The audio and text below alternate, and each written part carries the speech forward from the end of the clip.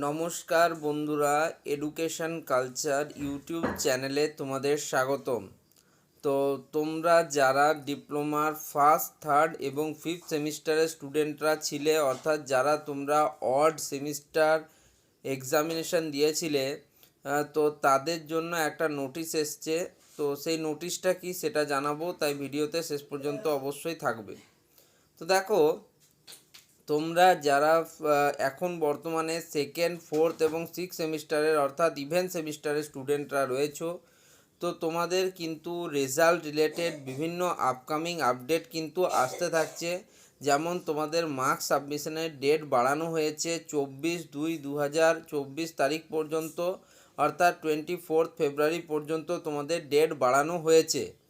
এরপরে তোমাদের অনেকেরই প্রশ্ন যে দেখো, এর মধ্যে তোমাদের মার্কস সাবমিট হওয়ার কথা বলা হয়েছে বা ইনভিজিলেটররা যারা রয়েছেন তাদের থ্রুতে খাতাসমূহ তোমরা জানো ইভ্যালুয়েটারদের কাছে পৌঁছায় এবং ইভ্যালুয়েটাররা তারা কিন্তু খাতা চেক করে তাদের নাম্বার সাবমিট করছেন। বেশিরভাগ কলেজেই এখনও অবধি নাম্বার সাবমিট করা হয়ে গেছে, কিছু কিছু কলেজে কিন্তু বাকি রয়েছে।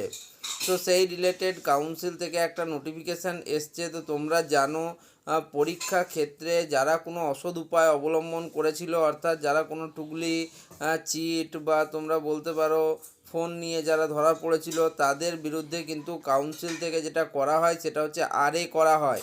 অর্থাৎ যারা ইনভিজিলেটর থাকেন তারা কিন্তু তাদের খাতাগুলোকে আরএ করেন। তো আরএ কথাটার পুরো অর্থ হচ্ছে রিপোর্ট এগেনেস্ট। তোমরা অনেকেই এই কথাটা শুনে থেকেছো। সেক্ষেত্রে তোমাদের একটা কিন্তু কেস টাইপের হয়ে থাকে এবং তার জন্য কাউন্সিল থেকে ডেকে পাঠানো হয়। তোমার সেই অসৎ উপায় অবলম্বন করলে অনেক সময় তুমি যে পেপারের জন্য সেই অসৎ উপায় অবলম্বন করেছো সেই পেপারটা ক্যান্সেল হয়ে যায়, বা কোনো কোনো ক্ষেত্রে পুরো এক্সাম পর্যন্ত যদি অপরাধ গুরুতর হয়ে থাকে তাহলে কিন্তু পুরো এক্সামটাও তোমাদের ক্যান্সেল হয়ে যেতে পারে। তো সেই রিলেটেড কাউন্সিল একটা কিন্তু নোটিফিকেশান বের করেছিল এবং সেখানে বলা হয়েছে যে যে সমস্ত স্টুডেন্টদের আরএ হয়েছে তাদেরকে কিন্তু 24 তারিখে যে কাউন্সিলের কাছে যেতে হবে এবং তার বিরুদ্ধে তাদের একটা কেস মোকদ্দমা হয় যে কী কারণের জন্য তাদের কিন্তু এই আরএ হয়েছে।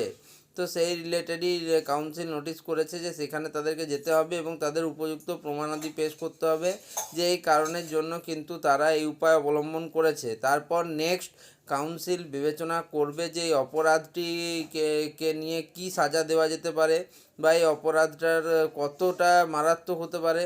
তো সেই রিলেটেড কাউন্সিল কিন্তু পরবর্তীকালে নোটিশ দেয়। তো কাউন্সিল কিন্তু বিভিন্ন কলেজকে তাদের আরএ হওয়া স্টুডেন্টদের কিন্তু লিস্ট পাঠিয়েছে এবং সেই লিস্ট অনুযায়ী কিন্তু পরবর্তী ব্যবস্থা নেওয়ার কথা বলা হয়েছে।